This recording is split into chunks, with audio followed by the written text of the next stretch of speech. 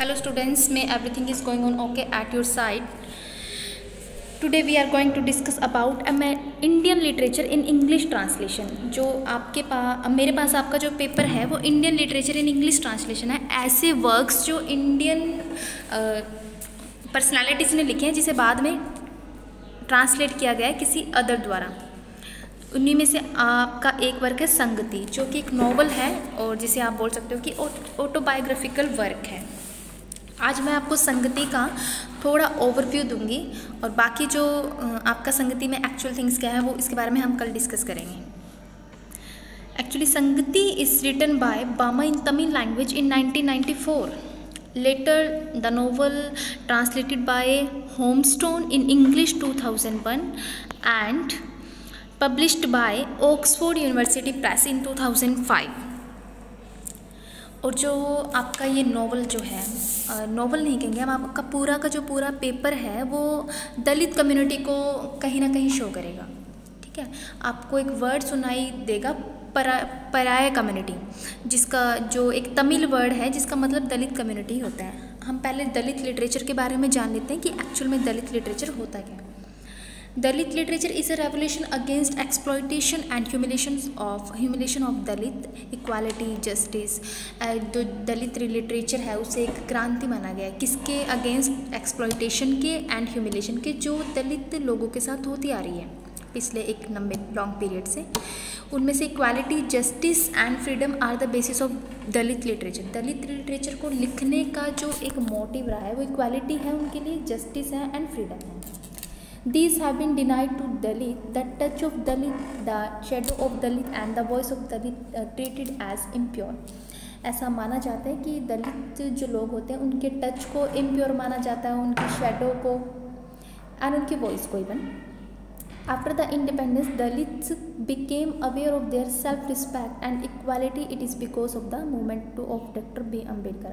आपने सुना ही होगा डॉक्टर अम्बेडकर का नाम. इस फील्ड में अगर हम इस कॉन्टेक्स्ट में बात करें तो अम्बेडकर को इनका ऐसा माना जाता है कि उनकी वजह से ये रेवोल्यूशन दलित कम्युनिटी के जो लोग हैं उनकी लाइफ में आई है, क्योंकि उन्होंने बहुत सारे एफर्ट्स लगाए हैं उनको थोड़ा ऊपर लाने के लिए.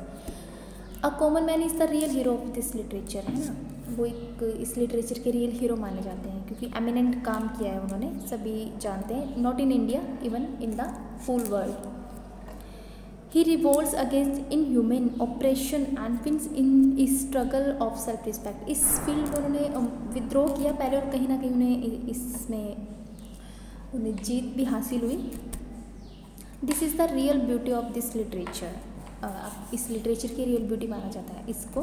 The emergence of political leaders from Dalit community and their identities coincided with the emergence of Dalit literature. The term Dalit means the oppressed, broken, the downtrodden. ऐसा दलित का जो मतलब होता है कि इसका मतलब ऑप्रेस्ड, ऑपरेशन, है ना, जो उन लोगों की लाइफ में देखने को हमें मिल जाती होती है. इवन इंडिया के कुछ हिस्सों में यह चीज़ आज भी देखने को मिलती है. अगर आप if you go to south you can find this thing very easily. You will find discrimination on the basis of caste, religion and on the basis of gender, as we have read this thing in the Virginia Woolf's work.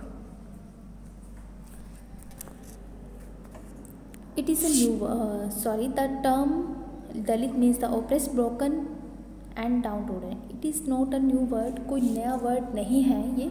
दलित जो word है कोई नया word नहीं है. It was used in Hindi in 1930 as depressed classes.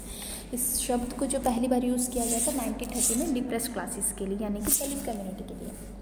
An introduction about the writer बामा. अगर हम बामा के बारे में, राइटर के बारे में जानना चाहें तो बामा जो है Bama was born 1958, also known as Bama Faustina Swaraj, is a Tamil Dalit familist.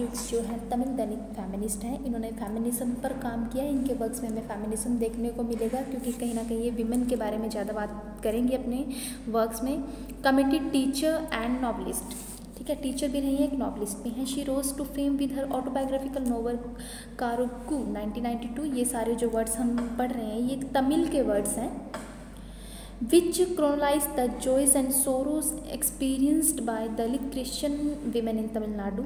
She subsequently wrote to more novels. इन वर्क्स को लिखने के बाद इन्होंने 2 नॉवेल्स और लिखे। One of those is Sangati, that was written in 1994, and the second one is Vanmam, that was written in 2002 along with 2 collections of short stories. इसके साथ साथ इन्होंने अपनी स्टोरीज भी लिखी, जिसके 2 कलेक्शन हमें बाद में देखने को और पढ़ने को मिले।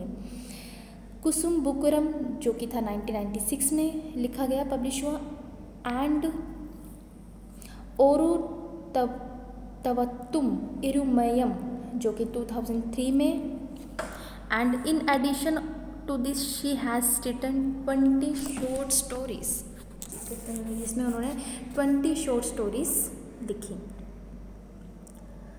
अब बात आती है आपकी संगति की, जो 1994 में पब्लिश हुआ, ट्रांसलेट हुआ बाद में 2001 में, और इसे पब्लिश किया ऑक्सफोर्ड यूनिवर्सिटी ने 2005 में। संगति के बारे में अगर हम जानेंगे तो हमें मालूम पड़ता है कि नॉवल हैज़ 12 चैप्टर्स। इस नॉवल के हैं जो 12 चैप्टर्स हैं। The writer herself from lower community, हम जानते हैं कि बामा जो खुद हैं वो दलित कम्युनिटी से बिलोंग करती है। It is also autobiographical work. Autobiographical work हम कह सकते हैं, not only for a particular women, but हम कह सकते हैं सेवरल जनरेशन ऑफ वुमेन, है ना। किसी पर्टिकुलर वुमेन पे नहीं है। जो हमारी राइटर हैं इस नॉवल में हमें ये डिस्क्राइब करेंगी, ये दिखाएंगी कि वो अलग अलग जगह पे हमें इवेंट्स देखने को मिलेंगे, है ना। संगति का मतलब है इवेंट्स, जो उन्होंने अपने नॉवेल्स में हमें दिखाए हैं। तो वो इवेंट्स किसके हैं? वो इवेंट्स विमेन के हैं। कहीं हम किसी वुमेन का डिस्क्रिप्शन देखेंगे, कहीं हम किसी वुमेन का, किसी एक वुमेन के बारे में नहीं लिखा है उन्होंने नॉवल में। उन्होंने बहुत सारे फीमेल कैरेक्टर्स के बारे में लिखा है। द नॉवल हैज़ 35 कैरेक्टर, जिसमें से मेजर कैरेक्टर्स हैं कुछ, बाकी जो है माइनर कैरेक्टर्स देखने को मिलेंगे। इसके साथ साथ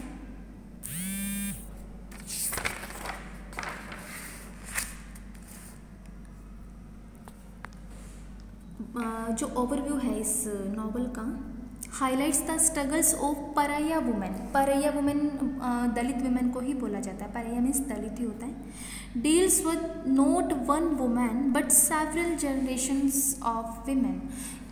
जो आपका नॉवल है वो किसी एक वुमेन को लेकर के डीलिंग नहीं करेगा, ये बहुत सारी वुमेन की लाइफ को, लाइफस्टाइल को, उनके ऑपरेशन को, उनकी ड्यूटीज़ को, उनके काम को रिप्रेजेंट करेगा। Carries autobiographical elements of the whole community.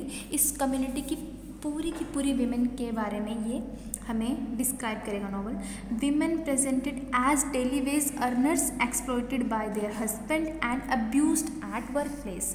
हमें क्या देखने को मिलेगा कि वो घर के काम के साथ साथ अर्निंग भी करती हैं, एंड वो एक्सप्लॉइटेशन देखने को मिलेगा जो उनके हस्बैंड द्वारा उनका किया जा रहा है। And abused at work place, और जहाँ पर वो काम करती हैं वहाँ पर अब्यूजमेंट देखने को मिलेगी उन्हें। As I told you, this book has 35 characters and is the story of a whole community, not an individual. किसी इंडिविजुअल का डिस्क्रिप्शन नहीं है, इसमें एक सेवरल जनरेशन ऑफ वीमेन का डिस्क्रिप्शन है। Emphasize the novel emphasizes on psychological stress, sexual exploitation, suffering faced by Dalit women right from their childhood। हम ये देखेंगे कि किस तरह से जो दलित विमेन है वो बचपन से ही एक्सप्लॉयटेशन उनके साथ होता है, बचपन से ही उन्हें डिस्क्रिमिनेशन फेस करना पड़ता है फ्रॉम द चाइल्डहुड। और इसके साथ साथ हम देखेंगे psychological stress, humiliation, disrespect by man, जो मैन के द्वारा की गई है वुमेन के लिए।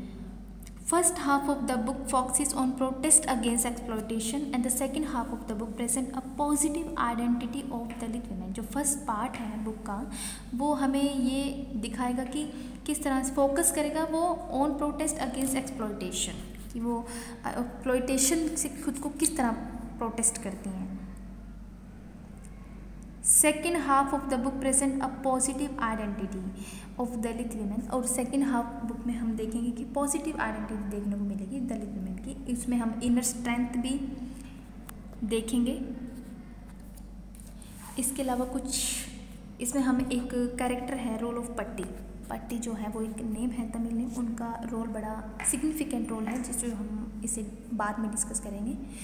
उसके अलावा एक मरियम्मा कैरेक्टर है इसमें, one of the major character, उनके बारे में हम जानेंगे कि उनके साथ क्या होता है इस नॉवल में। Suffering of a young girl Maikani, एक मैकनी नाम की कैरेक्टर है इसमें, उनके बारे में हम जानेंगे। और फोकस ऑन वामस फेमिनिज्म, और उन्होंने किस तरह से फेमिनिज्म को दिखाया है अपने इस वर्क में, इस बारे में हम जानेंगे।